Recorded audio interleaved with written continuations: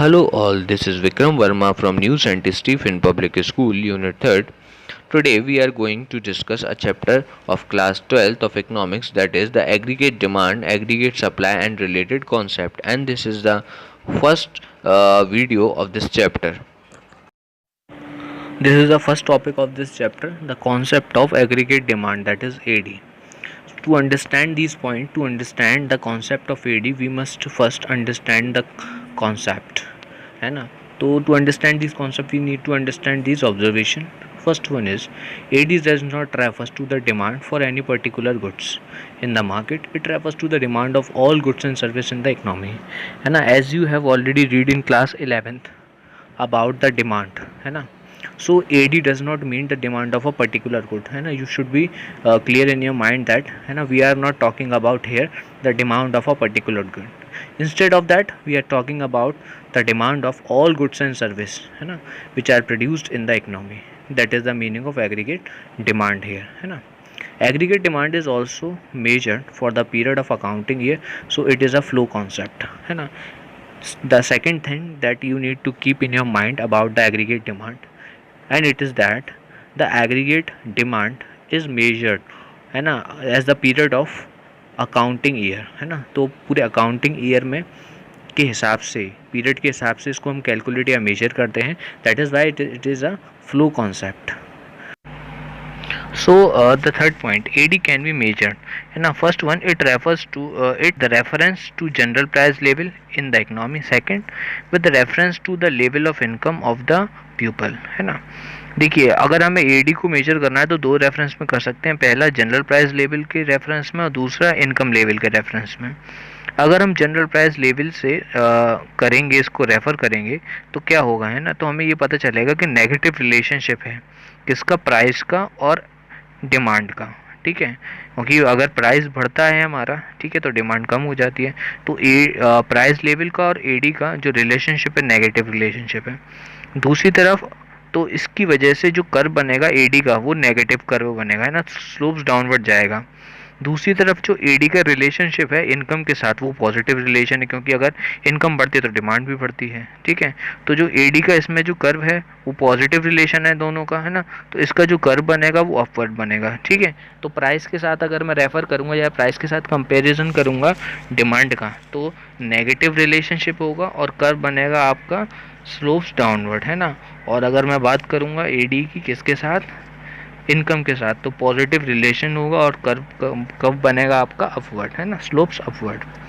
Third point, at the level +2 level, है ना, we study AD only in the relationship of the level of income, so that AD rise at the level of income rise in the economy. अब हम +2 यानी कि जब हम 12th class में समय पढ़ रहे हैं, तो AD का रिलेशनशिप किसके साथ में हम कंपेयर करेंगे, लेवल ऑफ इनकम के साथ में, है ना. तो इसका मतलब ये है कि AD राइज होगा अगर इनकम बढ़ेगा तो, है ना, और AD डाउन होगा अगर इनकम डाउन होगा तो, क्योंकि बीच में उनके पॉजिटिव रिलेशनशिप है ना.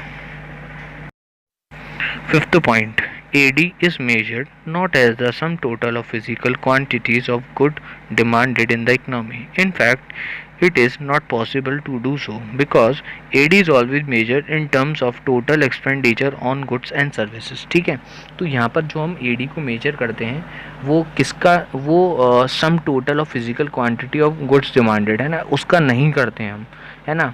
तो ये पॉसिबल ही नहीं है ये कर पाना. लेकिन अगर हमें AD को, अगर हमें क्या कहते हैं, एग्रीगेट डिमांड पता करनी है, तो हम कैसे करेंगे.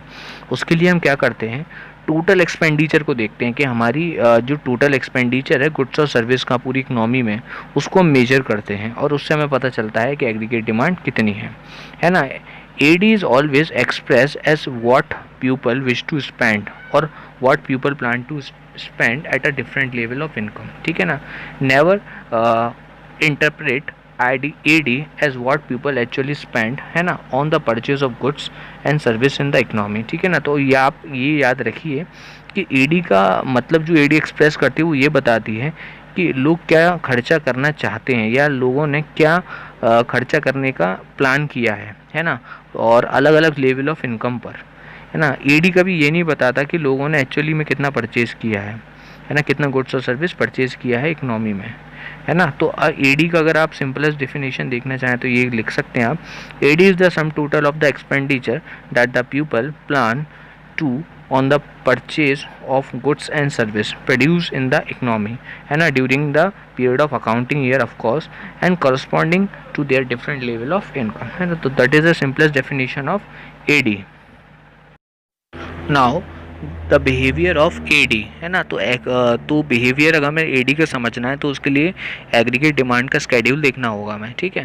तो जैसे कि आपको पता है कि जो एडी है वो हम उसको मेजर करते हैं एग्रीगेट एक्सपेंडिचर के टर्म्स में, है ना। हमारी इकोनॉमी में जो भी परचेज किया गया है गुड्स एंड सर्विस को, है ना, उसके टर्म में हम उसे मेजर करते हैं, है ना। और जो बिहेवियर है एडी का उसको हम स्टडी करते हैं, है ना, in terms of behaviour of aggregate expenditure at a different level of income, है ना, कि जो एग्रीगेट एक्सपेंडिचर क्या थे अलग अलग लेवल ऑफ इनकम में, है ना। तो इसका जो बिहेवियर है उसी को हम स्टडी करते हैं तो हमें पता चलता है कि एडी का बिहेवियर क्या है ना। तो इसका मतलब क्या है कि the behaviour of AD means how aggregate expenditure response to different level of income in the economy, कि देखिए अलग अलग लेवल ऑफ इनकम पर, है ना, लोगों का कैसे एग्रीगेट एक्सपेंडिचर चेंज होता है ना। तो यही जो रिस्पॉन्स है कि एग्रीगेट एक्सपेंडिचर का चेंज होना अलग अलग लेवल ऑफ इनकम पर, यही बिहेवियर है एडी का, है ना। आप इस बात को याद रखिए कि एडी का मतलब एग्रीगेट डिमांड तो है ही, लेकिन एग्रीगेट डिमांड को मेजर कैसे करना है, एग्रीगेट एक्सपेंडिचर के थ्रू, है ना। तो इसके लिए एक एग्जाम्पल देखते हैं, हम टेबल देखते हैं, ठीक है, जिससे ये चीज़ क्लियर हो सकती है। एडी स्केड्यूल, है ना। तो एडी स्केड्यूल जैसा कि मैंने बताया था, एडी का मतलब क्या है, एग्रीगेट एक्सपेंडिचर, ठीक है। और इसका जो बिहेवियर है एग्रीगेट एक्सपेंडिचर का, है ना, अलग अलग लेवल ऑफ इनकम पर अलग अलग है ना।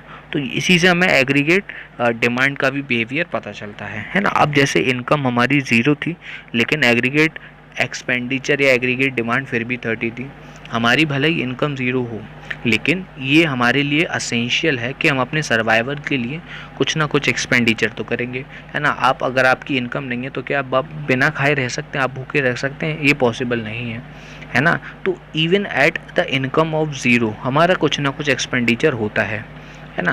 कैसे एक्सपेंडिचर हो सकता है, हम बोरो कर सकते हैं किसी से भी, है ना। बोरो करने के बाद फिर हम अपना एक्सपेंडिचर कर सकते हैं। तो हमारी इनकम 0 है फिर भी हमारा एक्सपेंडिचर कितना है, 30 का है। यहाँ पर देख सकते हैं आप, y बराबर y का सबसे पहला जो लेवल y का मतलब होता है इनकम, है ना। तो y जब 0 है, AD कितना है, 30। तो इसका क्या मतलब है, इसका पहला ऑब्जर्वेशन टेबल से पहला ऑब्जर्वेशन हमारा ये है, व्हेन इनकम इज़ 0, अगर इनकम 0 है तो इट डजेंट मीन कि एग्रीगेट एक्सपेंडिचर भी 0 होगा, है ना। At a level of 0 income also aggregate expenditure positive में होगा, है ना, क्योंकि हमारे सर्वाइवल के लिए नेसेसरी है। दूसरी चीज़ आप ये देख सकते हैं कि there is a positive relationship between the aggregate demand और एग्रीगेट एक्सपेंडिचर, है ना, एंड इनकम, है ना। देखिए यहाँ पर इनकम भी इंक्रीज़ होती जा रही है और एग्रीगेट डिमांड जिसको मैं एग्रीगेट एक्सपेंडिचर कह रहा हूँ, देखिए वो भी इंक्रीज़ हो रहा है ना। तो इनके बीच में कैसा रिलेशनशिप है, पॉजिटिव रिलेशनशिप है। तीसरा ऑब्जर्वेशन ये है कि अगर आप AD और Y को कंटिन्यूसली देखेंगे, है ना, तो दोनों ही इंक्रीज़ हो रहे हैं, ठीक है। 20, 40, 60, 80, 100, 120, तो ये कंटिन्यूसली इंक्रीज़ हो रहा है, ठीक है। दूसरी साइड अगर आप AD को देखेंगे तो एक सर्टेन पॉइंट ऑफ इनकम तक पहुंचने के बाद, रीच करने के बाद, 60 तक ये पहुंचने के बाद ये इंक्रीज़ नहीं हो रहा। देखिए पहले 5 से बढ़ रहा है, फिर 5 से बढ़ रहा है, फिर 5 से बढ़ रहा है, तो ये ना कंटिन्यूसली बढ़ रहा है। लेकिन ये क्या है कि एक सर्टेन लेवल ऑफ इनकम तक पहुंचने के बाद एक्सपेंडिचर ज़्यादा नहीं बढ़ता है, ठीक है, स्टॉप हो जाता है। और जो एक्सेस जो इनकम होती है हमारी उसको सेविंग करना स्टार्ट कर देता है, ठीक है। तो ये 60 से पहुंचने के बाद आगे नहीं बढ़ेगा, है ना। और एक्स्ट्रा जो हमारी इनकम है, मतलब कि देखिए हम जितनी भी अपनी इनकम अर्न करते हैं सभी उसका कुछ पार्ट हम सेव करते हैं, है ना। पूरी इनकम हम हमेशा कभी भी स्पेंड नहीं करते। तो यही है यहाँ पर थर्ड रिलेशनशिप इनका, ठीक है, कि एक्सपेंडिचर का कुछ पार्ट ऑलवेज सेव किया जाता है, ठीक है। और जैसे कि मैंने आपको फर्स्ट पॉइंट बताया था इसका कि इनकम अगर हमारी 0 होगी तो इसका ये मतलब नहीं है कि एक्सपेंडिचर भी 0 होगा, है ना। क्योंकि हमें सर्वाइव करने के लिए कुछ ना कुछ तो एक्सपेंडिचर करना पड़ेगा ताकि हम कंजप्शन कर सकें। तो इसी प्रकार से यहाँ पर ज़ीरो इनकम पर कुछ ना कुछ कंजप्शन होगा, देयरफॉर कुछ ना कुछ एक्सपेंडिचर भी होगा। तो ज़ीरो इनकम पर 30 का हमारा एक्सपेंडिचर है ना। अगर 30 का एक्सपेंडिचर है और ज़ीरो इनकम है तो इसका मतलब ये है कि जो सेविंग है वो माइनस की 30 है, ठीक है। अब जैसे आप मान के चलिए यहाँ पर कि 20 इनकम है ना, और एक्सपेंडिचर है 35, है ना। तो जो सेविंग है वो कितनी होगी, वो होगी माइनस की 15, ठीक है ना। जब एक्सपेंडिचर भी 40 है और इनकम भी 40 है तो सेविंग कितनी होगी, ज़ीरो, ठीक है। लेकिन जब हमारा इनकम 60 है और एक्सपेंडिचर कितना है यहाँ पर 45, तो 15 की हुई सेविंग, ठीक है, पॉजिटिव की, ठीक है। तो इस टाइप से ये कॉन्सेप्ट वर्क करेगा आपका। Now let just see how to make AD curve, है ना। एडी मतलब एक्सपेंडिचर एग्रीगेट डिमांड। तो एग्रीगेट डिमांड का हमें बनाना है कर्व। अभी हमने एडी और वाई की रिलेशन से क्या बनाया था, ये स्केड्यूल बनाया था, है ना। तो अब मैं ग्राफ पेपर पे प्लॉट करूँगा एडी कर्व को, एडी को बनाऊँगा, एक बनाऊँगा इनकम कर्व, ठीक है ना। और एडी और इनकम एक दूसरे को इंटरसेक्ट करेंगे उस पर, ठीक है। तो देखते हैं इस कर्व को। सो ये आपके सामने कर्व है ना, एडी कर्व है। इसमें देखिए जो एक लाइन है ब्लू कलर की, जो हमने पर्पल कलर या ब्लू कलर कह सकते हैं, डार्क ब्लू कलर की जो लाइन है जिसके ऊपर वाई है, उसे हमने प्लॉट किया है और ये हमारी इनकम को डिनोट करती है ना। स्काई ब्लू कलर की एक लाइन है जिस पे C+I लिखा हुआ है, जिसका मतलब एग्रीगेट डिमांड है, यानी कि AE है। जो हमने अभी टेबल देखा था, उस टेबल में हमें वाई और AE देखी थी, है ना। तो वाई और AE को हमने इस ग्राफ पे प्लॉट किया है। वाई एक्सिस पे हमने एग्रीगेट एक्सपेंडिचर शो किया है, ठीक है, और एक्स एक्सिस पे हमने इनकम शो किया है ना। और उसके बाद हमने वाई और AD यानी कि aggregate expenditure and aggregate demand is one of the same thing, है ना। AD को हम C+I कहते हैं, ये कॉन्सेप्ट अभी हम थोड़ी देर में देखेंगे, है ना। ये C का मतलब कंजप्शन है और I का मतलब इन्वेस्टमेंट है, और ये इंड्यूस इन्वेस्टमेंट है। ये देख सकते हैं आप, ग्रीन कलर की लाइन है ना, ये 10 पर शो कर रही है ना। ये एक ऐसी इन्वेस्टमेंट है ना। It is a investment which is remaining same at all level of income, है ना। ये एक प्रकार से ऐसी इन्वेस्टमेंट है ना कि इनकम जितनी भी हो, ये हर लेवल के इनकम पर कैसी इन्वेस्टमेंट सेम रहती है। तो इस केस में जो इन्वेस्टमेंट है वो देखिए कांस्टेंट ग्रीन कलर की लाइन है जो पैरेलल है एक्स एक्सिस के, यानी कि जो 10 का फिगर शो कर रही है, ठीक है। One more important observation is also there, है ना। व्हेन AD और AE लाइन, है ना, and line of income intersect each other at point E, that point is known as a point where the income and the aggregate expenditure are met, है ना। when these two points are same, है ना। तो Y और AE इस E point पे दोनों same है, यानी कि इनकम और कंजप्शन हमारा बराबर है ना। इस पॉइंट के हम बियॉन्ड जाते हैं, है ना, तो क्या है कि हमारी जो इनकम है वो ज़्यादा होती जाएगी और कंजप्शन हमारा कम होता जाएगा, और Y और C के बीच का जो गैप है हम उसको सेविंग कह सकते हैं, है ना। अगर हम E पॉइंट से पीछे की तरफ जाते हैं तो हम ये देखेंगे कि कंजप्शन हमारा ज़्यादा है और इनकम हमारा कम है, ठीक है। Y जो लाइन है इनकम की लाइन, वो हमेशा 45 डिग्री पे बनेगी, ठीक है। और जो कंजप्शन की लाइन है वो कभी ज़ीरो से स्टार्ट नहीं होगी, है ना, क्योंकि मैंने कहा था आपसे कि इनकम जब ज़ीरो होती है तो मिनिमम कंजप्शन कभी भी ज़ीरो नहीं हो सकता, है ना। There should be some minimum consumption, है ना, even when the income is zero. तो इनकम ज़ीरो होने के बाद भी कुछ ना कुछ कंजप्शन होगा। जैसे इस केस में जब इनकम ज़ीरो थी तो मिनिमम कंजप्शन कितना था, 30 यूनिट्स का, है ना। तो देखिए यहाँ पर जो स्काई ब्लू वाली लाइन है, जो AD की लाइन है, जिसको मैं AE भी कहता हूँ, वो कहाँ से स्टार्ट है आपका, 30 से स्टार्ट है। वो मिनिमम कंजप्शन को हमारा शो कर रही है, ठीक है। जैसे कि हम डिस्कस कर चुके हैं, हमने ED के बारे में पढ़ा, व्हाट इज़ एग्रीगेट डिमांड, हमने पढ़ा कि एग्रीगेट डिमांड का किसके साथ रिलेशनशिप हो सकता है। तो हमने इसका रिलेशनशिप पढ़ा अभी कंजप्शन के साथ, जो कि नेगेटिव रिलेशनशिप था। फिर हमने पढ़ा कि AD का जो रिलेशनशिप होता है इनकम के साथ, वो पॉजिटिव रिलेशनशिप होता है। उसमें जो कर्व होता है ना, वो अपवर्ड कर्व बनता है, पॉजिटिव कर्व होता है ना। तो AD का कर्व भी देखा हमने और AD का रिलेशन इनकम के साथ भी देखा, है ना। तो अब देखते हैं कि AD के कंपोनेंट कौन कौन से होते हैं, है ना। तो AD के जो कंपोनेंट होते हैं वो क्लोज्ड इकोनॉमी में अलग कंपोनेंट होते हैं और ओपन इकोनॉमी में अलग होते हैं। AD के कंपोनेंट का मतलब है कि AD के अंदर कौन कौन सी चीज़ें आती हैं, कौन कौन से उसके फैक्टर्स आते हैं। जैसे कि अभी हमने पढ़ा था AD is equals to C+I, जो अभी हमने कर्व में देखा था, है ना। तो ओपन इकोनॉमी में एडी के अंदर कुछ चीज़ें आती हैं और क्लोज्ड इकोनॉमी में कुछ अलग चीज़ें आती हैं, है ना। तो ओपन इकोनॉमी वो होती है जिसमें हम दूसरे देश के साथ भी व्यापार करते हैं, दूसरी तरफ क्लोज्ड इकोनॉमी में हम दूसरे देश के साथ अपने व्यापार नहीं करते, यानी दूसरे देश के साथ बिजनेस नहीं करते, है ना। तो ओपन इकोनॉमी और क्लोज इकोनॉमी में इंपोर्ट और एक्सपोर्ट का एक डिफरेंस होता है, ठीक है ना। अब हम एक डिटेल डिस्कशन करते हैं कंपोनेंट ऑफ एडी के बारे में, जो कि क्लोज्ड इकोनॉमी में क्या क्या है, ठीक है। अब हम बात करते हैं कंपोनेंट ऑफ क्लोज्ड इकोनॉमी, है ना। तो इसमें जो इकोनॉमी होती है वो 2 सेक्टर इकोनॉमी भी हो सकती है, 3 सेक्टर इकोनॉमी भी हो सकती है ना। तो अभी पहला देखते हैं 2 सेक्टर इकोनॉमी में। जब हम बात करेंगे एग्रीगेट डिमांड की और क्लोज्ड इकोनॉमी की, तो क्लोज्ड इकोनॉमी में सबसे पहले आते हैं 2 सेक्टर इकोनॉमी। 2 सेक्टर इकोनॉमी में 2 कंपोनेंट होते हैं इकोनॉमी के, एग्रीगेट डिमांड के। पहला होता है कंजप्शन, है ना, consumption of a house hold sector, और दूसरा होता है आपका consumption of a producer sector, है ना। और यहाँ पर गवर्नमेंट का कोई भी इंटरफेरेंस नहीं होता, ठीक है। House hold purchase goods for the purpose of consumption, है ना। देखिए यहाँ पर जो सी है जिसका मतलब है हाउस होल्ड कंजप्शन एक्सपेंडिचर, है ना, ये वो कंजप्शन एक्सपेंडिचर होता है ना, जो पर्पस ऑफ कंजप्शन के लिए होता है, ठीक है। तो इसीलिए इसको हम कंजप्शन एक्सपेंडिचर भी कहते हैं। दूसरी तरफ होते हैं प्रोड्यूसर, है ना, purchase goods for the purpose of investment, है ना। प्रोड्यूसर गुड्स को परचेज करता है किस पर्पस के लिए, इन्वेस्टमेंट के पर्पस के लिए, ठीक है। तो इस पर्पस के लिए जो ये इस प्रकार का एक्सपेंडिचर है उसको हम कहते हैं इन्वेस्टमेंट एक्सपेंडिचर। अब इन्वेस्टमेंट एक्सपेंडिचर भी 2 प्रकार के होते हैं। एक ऐसा इन्वेस्टमेंट एक्सपेंडिचर होता है ना, जो इनकम के बढ़ने के साथ इंक्रीज होता जाता है ना। और एक दूसरा इन्वेस्टमेंट होता है जो इनकम का लेवल से उसे कोई मतलब नहीं है ना, मतलब that is a second type of investment which remains same, है ना, at every level of income, ठीक है ना। तो एक इनकम के साथ इंक्रीज हो जाता है इन्वेस्टमेंट, और दूसरा हर लेवल ऑफ इनकम पे कैसा रहता है, सेम रहता है, ठीक है।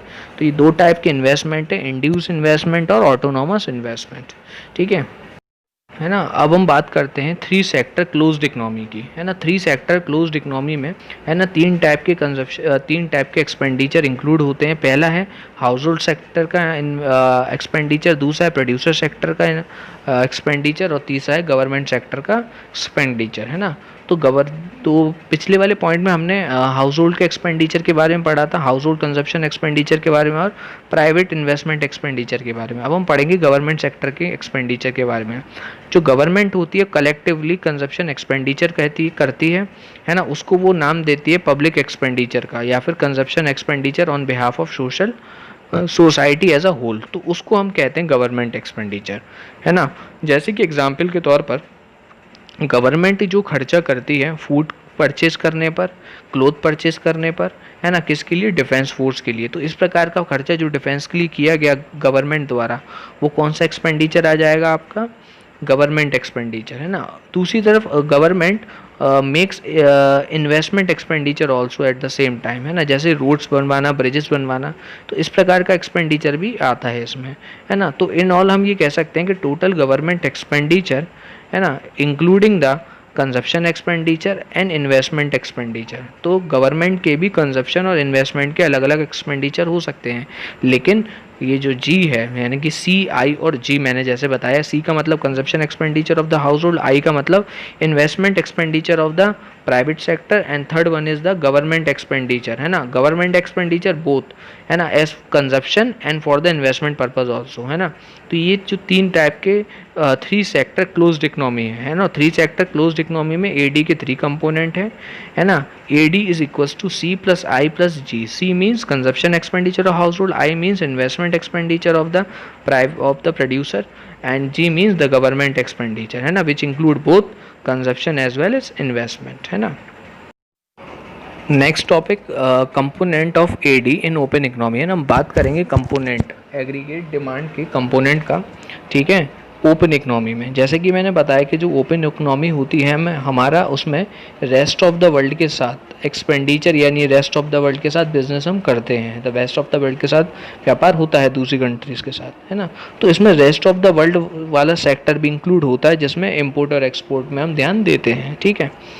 ठीक है, तो हम हाउस होल्ड सेक्टर के बारे में पढ़ चुके हैं, प्रोड्यूसर सेक्टर के बारे में पढ़ चुके हैं और गवर्नमेंट सेक्टर के बारे में पढ़ चुके हैं। अब हम पढ़ते हैं रेस्ट ऑफ द सेक्टर के बारे में, जो कि क्लोज्ड इकोनॉमी से अलग है। ठीक है, तो रेस्ट ऑफ द वर्ल्ड का जो सेक्टर है वो डिमांड करता है गुड्स और सर्विस का, है ना, किसके हिसाब से, एक्सपोर्ट के टर्म्स में। ठीक है, export add the AD in the domestic economy but we also make import from rest of the world, है ना। तो ऐसा है कि हम इम्पोर्ट भी करते हैं और एक्सपोर्ट भी करते हैं, है ना। तो जब हम एक्सपोर्ट करते हैं तो एडी हमारा इंक्रीज हो जाता है, ठीक है, और जब हम इंपोर्ट करते हैं रेस्ट ऑफ द वर्ल्ड के साथ, है ना, तो वो ऑपोजिट हो जाता है। तो इंपोर्ट में से और एक्सपोर्ट ये दो चीज़ें होती हैं, तो हमें नेट एक्सपोर्ट की वैल्यू फाइंड आउट करनी होती है ना। एक्सपोर्ट में से हमें इंपोर्ट को क्या करना होता है, डिडक्ट करना होता है ना। और एक्सपोर्ट की वजह से एडी इंक्रीज हो जाता है ना, और इंपोर्ट की वजह से एडी क्या हो जाता है, डिक्रीज हो जाता है। तो हम नेट एक्सपोर्ट ऐड करते हैं जिसमें हम एक्सपोर्ट माइनस इंपोर्ट करते हैं। एक्स का मतलब यहाँ पर हमारा एक्सपोर्ट से है और एम जो वर्ड है वो इंपोर्ट के लिए यूज़ किया गया है।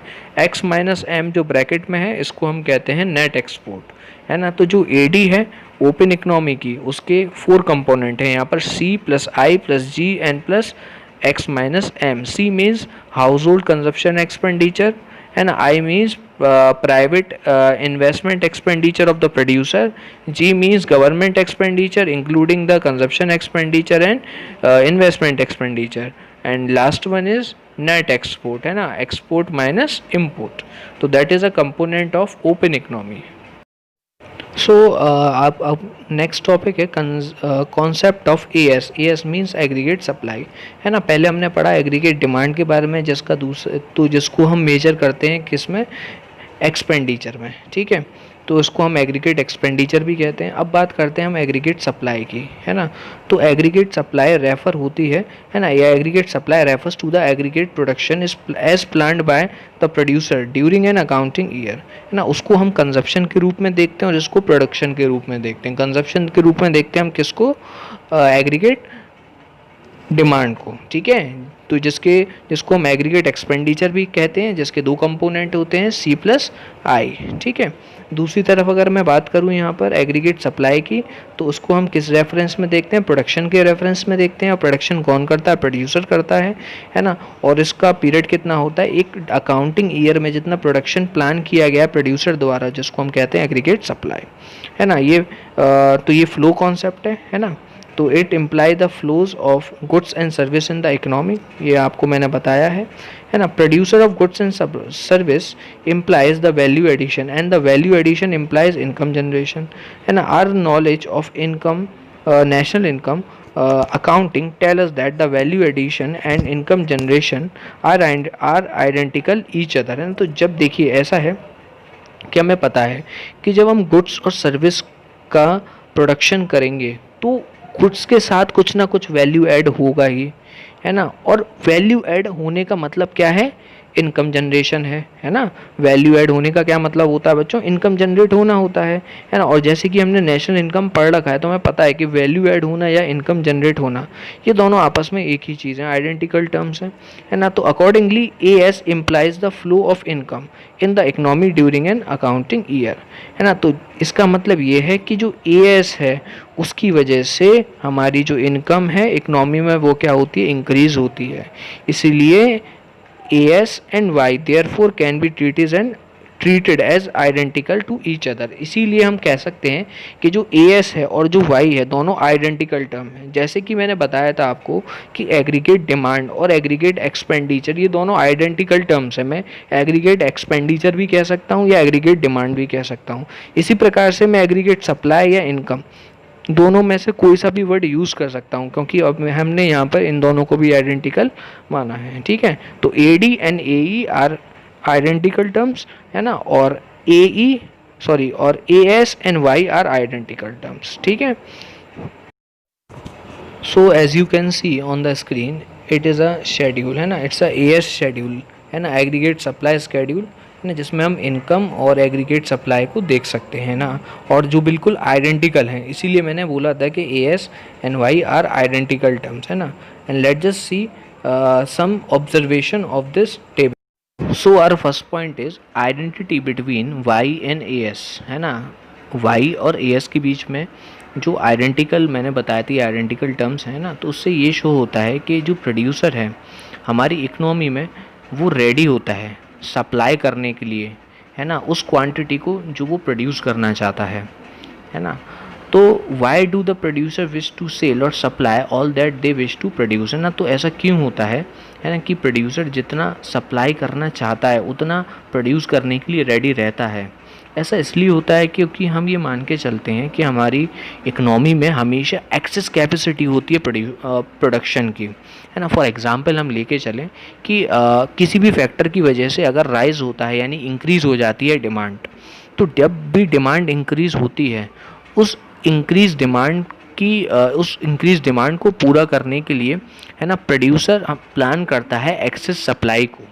यानी कि अगर मार्केट में किसी चीज़ की डिमांड इंक्रीज़ होती है ना, तो जो प्रोड्यूसर है वो हमेशा रेडी रहता है कि उस सप्लाई से उस डिमांड को क्या किया जाए, पूरा किया जाए, है ना। तो यही इसका कारण है, ठीक है। And I also want to tell you something very important, है ना। तो जो मैक्रो इकोनॉमिक्स का मॉडल हम पढ़ रहे हैं, हम उसमें ये मानते हैं कि जो प्राइस लेवल है वो हमेशा कांस्टेंट रहेंगे हमारी इकोनॉमी में, है ना। उसका कोई इम्पैक्ट नहीं होगा, उसका कोई रोल नहीं होगा एग्रीगेट सप्लाई में, है ना। जितना प्रपोर्शन इंक्रीज़ होगा एएस का, है ना, वो किसके अकॉर्डिंग होगा, वो किसके रिस्पॉन्स में होगा, जितना इंक्रीज़ हुआ होगा डिमांड, है ना। डिमांड का जितना प्रपोर्शन इंक्रीज़ होगा उतना ही प्रपोर्शन इंक्रीज़ होगा सप्लाई का, है ना। और जो रोल जो हम यहाँ पर सेट पढ़ रहे हैं, है ना, माइक्रो इकोनॉमिक्स की जो भी थ्योरी है वो हम पढ़ रहे हैं, हम वो उस थ्योरी में हम ये मान के चलते हैं कि जो प्राइस है वो हमेशा कांस्टेंट लेवल पर रहेगा, है ना। तो प्राइस का कोई रोल ही नहीं है डिटर्मिनेंट्स ऑफ एएस में।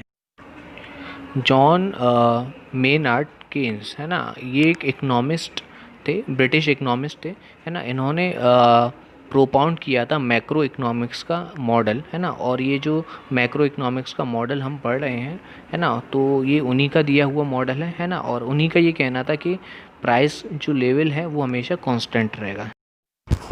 Now the next question arise कि हमने ये प्रिज्यूम क्यों किया कि हमारी जो इकनॉमी है उसमें हमेशा एक्सेस कैपेसिटी होती है ना। This in fact is the basic conception of macro economics model as propounded by the Keynes, है ना। तो जैसा कि मैंने बताया था कि ब्रिटिश इकोनॉमिस्ट हैं, है ना। तो जो आज हम मॉडल पढ़ रहे हैं मैक्रो इकोनॉमिक्स का, तो वो इन्होंने ही प्रोपाउंड किया था, है ना।